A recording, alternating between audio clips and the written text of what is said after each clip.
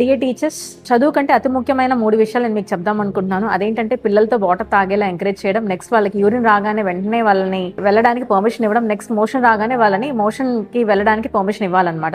Normal ఏంటంటే okay water తాగడం encourage చేస్తారు, చాలా స్కూల్స్ లో వాటర్ బెల్ అని చెప్పి సపరేట్ గా రింగ్ చేస్తారు. ఆ వాటర్ బెల్ కొట్టాక వాటర్ తాగడం అలాంటివన్నీ జరుగుతాయి. కానీ ఏంటంటే పిల్లలకి యూరిన్ వచ్చినప్పుడు అప్పుడప్పుడు ఏంటంటే వాళ్ళని వెంటనే పంపించట్లేదు అనమాట. సో దానివల్ల ఏమవుతుందంటే వాళ్ళు యూరిన్ వెంటనే ఆపేసుకుంటూ ఉంటున్నారు. సో దానివల్ల ఏమవుతుందంటే యూరిన్ ఇన్ఫెక్షన్స్ ఎక్కువ వచ్చేస్తాయి. నెక్స్ట్ ఏంటంటే మోషన్ కూడా వెంటనే వెళ్ళడానికి ఒప్పుకోవట్లేదు అనమాట. చాలా స్కూల్స్ లో ఏంటంటే ఒక రూల్ కూడా పెట్టారంట, మోషన్ స్కూల్లో కూర్చోకూడదు, ఇంట్లోనే కూర్చొని రావాలి అని. సో అది హైలీ ఇంపాసిబుల్. చిన్నపిల్లలు ఉంటారు కదా, 3-4-5 పిల్లలు, వాళ్ళు ఏంటంటే మోషన్ వాళ్ళకి ఎప్పుడు వస్తే అప్పుడు కూర్చుంటారు. మన వాళ్ళ డిస్ట్రిక్ట్ చేయడం వల్ల ఏమవుతుందంటే వాళ్ళు అలానే ఆపుకుంటారు. ఆపుకున్న మోషన్ ఏంటంటే గట్టిగా అయిపోద్ది, గట్టిగా అయిపోవడం వల్ల వాళ్ళ కాన్స్టిపేషన్ వస్తుంది. సో వీటన్నిటి వల్ల ఏమవుతుందంటే last BBD, bowel bladder dysfunction problem వచ్చేస్తుంది. లాస్ట్ గా వాళ్ళకి క్రానిక్ కిడ్నీ డిసీజ్, అంటే కిడ్నీకి సంబంధించిన ఒక పెద్ద జబ్బు అనమాట అది. సో ఆ జబ్బు వచ్చేసి 60 సంవత్సరాల్లో రావాల్సిన కిడ్నీ జబ్బులన్నీ ఏంటంటే 40 సంవత్సరాలను వచ్చేస్తాయి. సో డయాలసిస్ మీద కూడా వెళ్ళిపోతారు. సో చిన్న దాన్ని అంత పెద్దగా చేసుకోకూడదు. సో మీరు వాటర్ తాగమని ఎలా అయితే ఎంకరేజ్ చేస్తున్నారో అలానే వాళ్ళకి యూరిన్ వచ్చినప్పుడు యూరిన్ పంపించాలి, మోషన్ వచ్చినప్పుడు మోషన్ పంపించాలి.